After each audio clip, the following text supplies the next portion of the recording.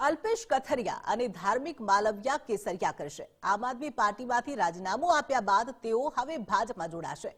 ભાજપ પ્રદેશ અધ્યક્ષ સી.આર. પાટીલ બંનેને કેસરીયો ખેસ પહેરાવશે અને વિધિવત રીતે ભારતીય જનતા પાર્ટીમાં તેમના વધામણા કરશે। તો બંને આપમાંથી વિધાનસભાની ચૂંટણી લડ્યા હતા। થોડાક દિવસ પહેલા જ આમ આદમી પાર્ટીમાંથી અલ્પેશ કથરિયા અને ધાર્મિક માલવિયાએ રાજીનામું આપ્યું હતું અને ત્યારબાદથી જ અટકળો હતી કે આ બંને નેતા હવે ભારતીય જનતા પાર્ટીમાં જોડાશે। તો આપમાંથી રાજીનામું આપ્યા બાદ હવે બંને વિધિવત રીતે ભારતીય જનતા પાર્ટીમાં જોડાવા જઈ રહ્યા છે। ભાજપ પ્રદેશ અધ્યક્ષ સી.આર. પાટીલ તેઓને કેસરીયો ખેસ પહેરાવશે। તો બંને આપમાંથી વિધાનસભાની ચૂંટણી લડ્યા હતા। લોકસભાની ચૂંટણી પહેલા ભાજપમાં ભરતી મેળો ચાલી રહ્યો છે, ત્યારે આમ આદમી પાર્ટીના બંને નેતા અલ્પેશ કથરિયા અને ધાર્મિક માલવિયા પણ હવે કેસરિયા કરવા જઈ રહ્યા છે। બંને ભાજપમાં જોડાવા જઈ રહ્યા છે। ઉલ્લેખનીય છે કે થોડાક દિવસો પહેલા તેમણે આપમાંથી રાજીનામું આપ્યું હતું। વધુ વિગતો સાથે સંવાદદાતા રાકેશ બ્રહ્મભટ્ટ જોડાઈ ગયા છે। રાકેશ, થોડાક દિવસો પહેલા જ અલ્પેશ કથરિયા અને ધાર્મિક માલવિયાએ રાજીનામું આપ્યું હતું અને ત્યારબાદથી જ અટકળો હતી કે તેઓ ભાજપમાં જોડાશે।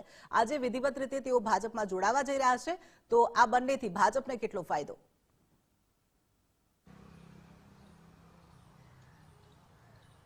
બિલકુલ, શરૂઆતના ધોરણેથી જ આ ચર્ચાઓનો દોર છે તે શરૂ થયો હતો, જ્યારે અલ્પેશ કથિરિયા અને ધાર્મિક માલવિયાએ ગુજરાત આમ આદમી પાર્ટીમાંથી રાજીનામું ધરી દીધું હતું અને તે સમયેથી જ આ ચર્ચાઓએ ભારે જોર પકડ્યું હતું કે આ બંને નેતાઓ પોતાના અન્ય કાર્યકર્તાઓ જોડે છે તે ભાજપમાં જોડાઈ શકે છે।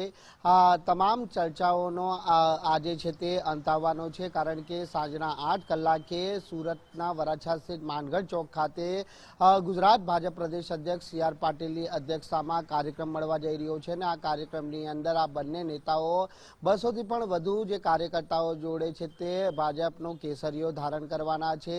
આ પ્રસંગે જાતે ભાજપ પ્રદેશ અધ્યક્ષ સી.આર. પાટીલ પણ ઉપસ્થિત રહેવાના છે, તો ભાજપના અન્ય નેતાગણની પણ વિશેષ ઉપસ્થિતિ રહેવાની છે। આ બંને નેતાઓ ભાજપમાં જોડાયા બાદ છે તે ભાજપને જે સૌરાષ્ટ્રવાળો પટ્ટો છે, જે વરાછાથી શરૂ થાય છે ત્યાં સુધી સૌરાષ્ટ્ર પટ્ટા પર ખૂબ જ મોટો ફાયદો થઈ શકે છે, કારણ કે આમ આદમી પાર્ટીએ પણ એ જ મોડસ ઓપરેન્ડી પર આ બંને નેતાઓને છે તે આમ આદમી પાર્ટીમાં સામેલ કર્યા હતા। અને સૌથી મહત્વની બાબત એ છે કે જ્યારે કોર્પોરેશનનું ઇલેક્શન થયું હતું ત્યારે આ બંને નેતાઓની ભૂમિકા પણ ખૂબ જ સક્રિય રહી હતી અને તે જ કારણ છે કે હવે જ્યારે આ બંને નેતાઓ ભારતીય જનતા પાર્ટીની અંદર વિધિવત રીતે આજે સામેલ થવા જઈ રહ્યા છે, ત્યારે મોટી સંખ્યામાં કાર્યકર્તાઓની ઉપસ્થિતિ પણ જે રહે તેવી શક્યતા દેખાઈ રહી છે।